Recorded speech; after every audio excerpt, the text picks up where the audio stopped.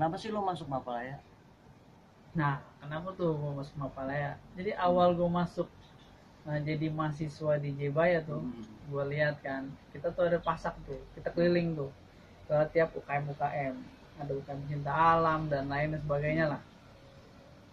Gue lihat yang paling menarik nih Mapalaya nih, karena yang pertama gue pengen ya udah sekolah, udah belajar 12 tahun lah, dari SD, SMP, SMA, pengen cari kegiatan yang alam bebas, jalan-jalan, traveling, naik gunung, iya, naik gunung, backpackeran, ke pantai gitu. Betul. Nah, gue lihat, wih, di pencinta alam ini di UKM Mapalaya bisa nih tersalurkan keinginan gue, makanya gue masuk situ. Setelah itu juga gue lihat juga dari sisi organisasinya, jadi kita jalan-jalan ya cuman jalan aja, tapi banyak ilmu yang kita dapat.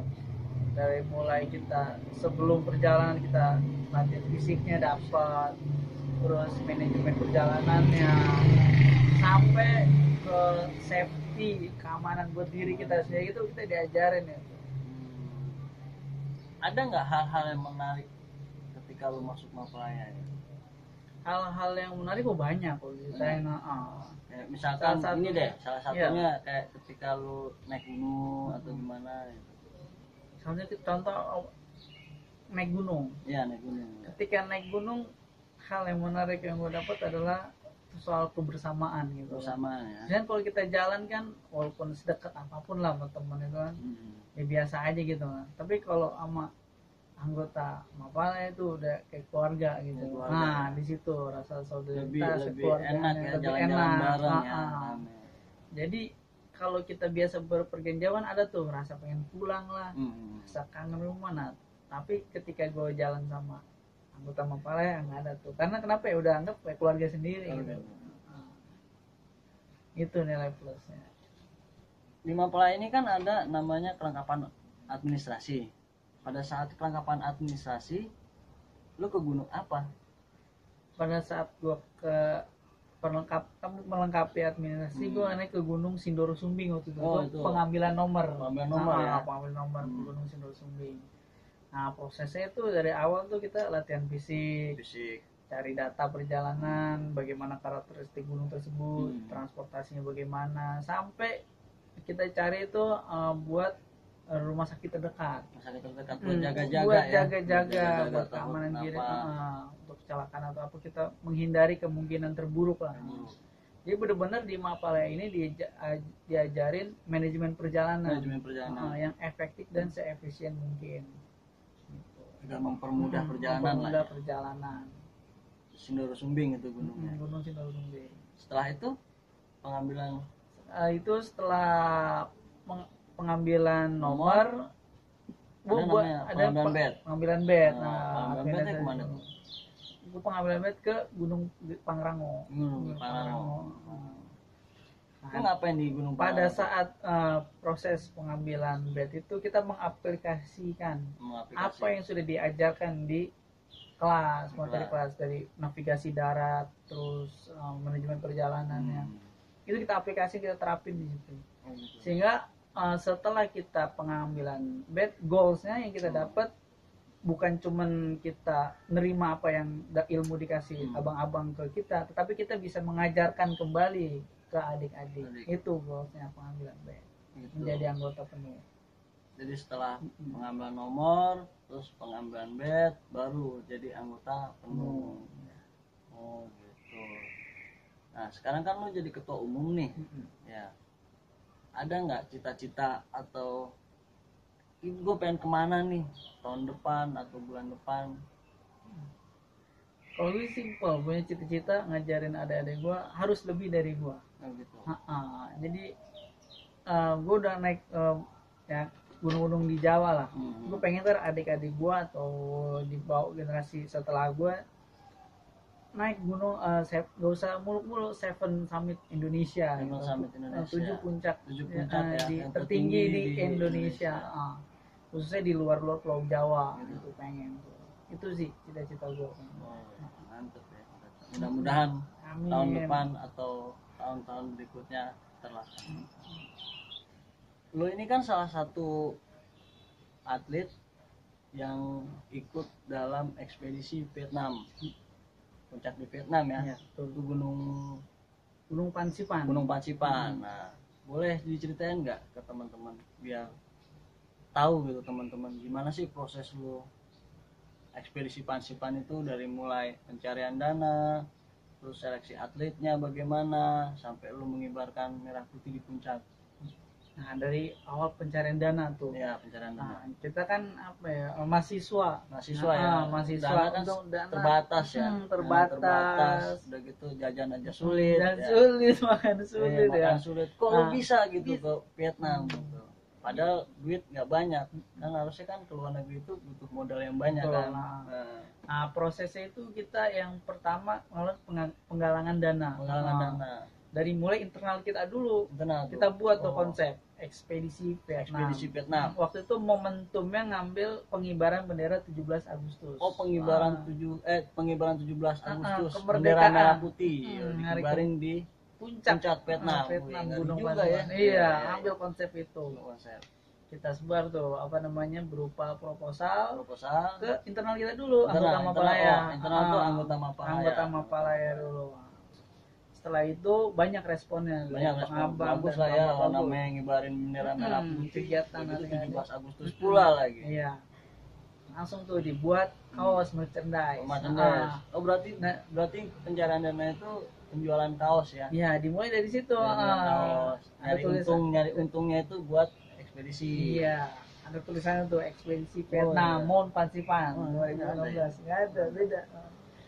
Setelah itu kita lempar tuh ke grup keluarga besar, berbagai macam media, ada Facebook, ada WA, grup WA, Instagram, IG, waktu itu Twitter juga ada. Twitter. Setelah kita lempar, responnya bagus. Kita jual tuh apa namanya kaos dan merchandise lah ya. Kaos dan merchandise. Kita jual ke abang-abang.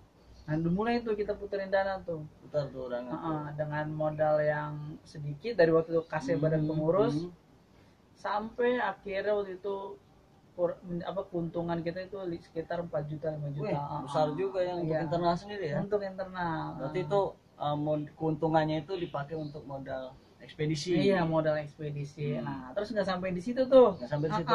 Kita buat lagi proposal kerjasama. Waktu itu kita kerjasama sama Gudang Garam.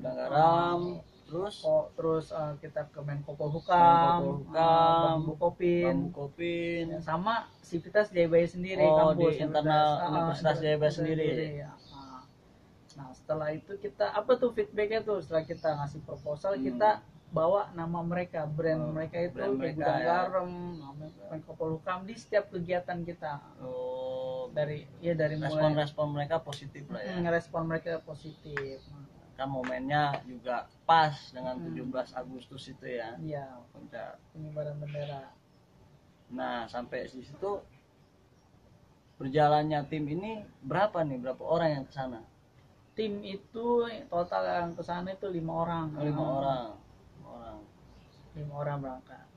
Proses perjalanannya bagaimana tuh? Dari naik pesawat atau kereta, kan teman-teman juga pengen tahu nih. Vietnam nggak mungkin kan langsung Vietnam gitu kan. Iya. Kaki gunungnya di mana? Nih di mana sih nih Gunung Pansipan ini gitu.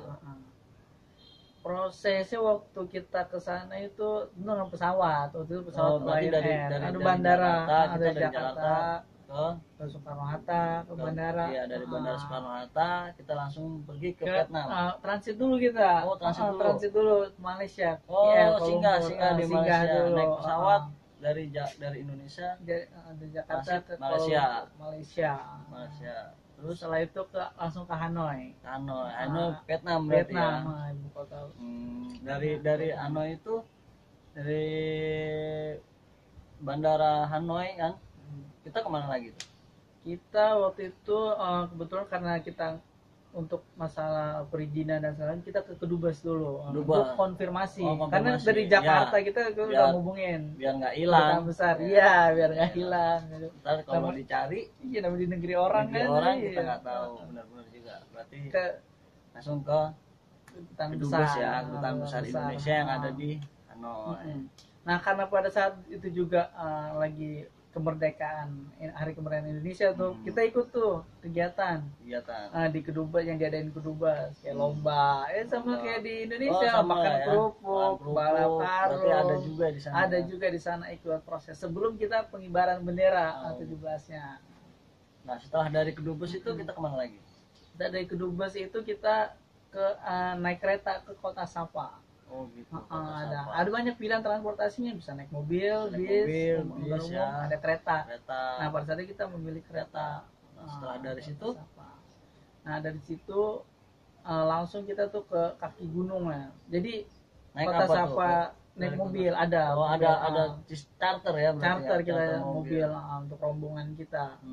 Kebetulan juga bareng sama rombongan pendaki lain ya. Titik poinnya di stasiun juga.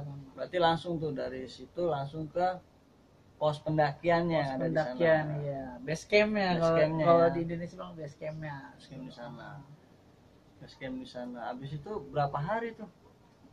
Menghabiskan waktu berapa hari berapa malam pendakian? Itu kita pendakian menghabiskan waktu 2 hari 1 malam. 2 hari 1 malam. Pendakian 2 hari 1 malam, nyampe di sana dan mengibarkan bendera merah putih ya. Dan akhirnya kembali lagi ke Jakarta. Total pendakiannya berapa hari mulai dari Jakarta terus mendaki di Pansipan dan kembali lagi itu berapa hari? Totalnya kita pergi itu 11 hari. 11 hari. Kenapa tuh bisa lama kan? Pendakiannya kan cuma 2 hari semalam loh. 2 hari semalam pendakian. Karena kita di sana juga ngikutin ada kegiatan-kegiatan dari Kedubes. Terus kegiatan di sana lah ya. Kegiatan di sana. Jadi nggak cuma sekedar naik gunung, kita ada birokrasi juga. Birokrasi. Perizinan juga. Nah, harapannya nih buat Nopalaya ke depan kan udah berhasil ya berangkat ekspedisi Vietnam. Mudah-mudahan ada nggak sih harapan akan kemana lagi tahun depan? Kalau dari pribadi saya sendiri untuk Mapalaya haruslah kita Seven Summit dunia. Seven Summit dunia. Kita udah ke Elbrus, kita udah ke Kilimanjaro. Lanjutin tuh sisanya tuh ada 5 lagi. Berarti sisa tinggal 5 ya. 5 Summit. Mudah-mudahan kita bisa 7 titik puncak di dunia. Amin.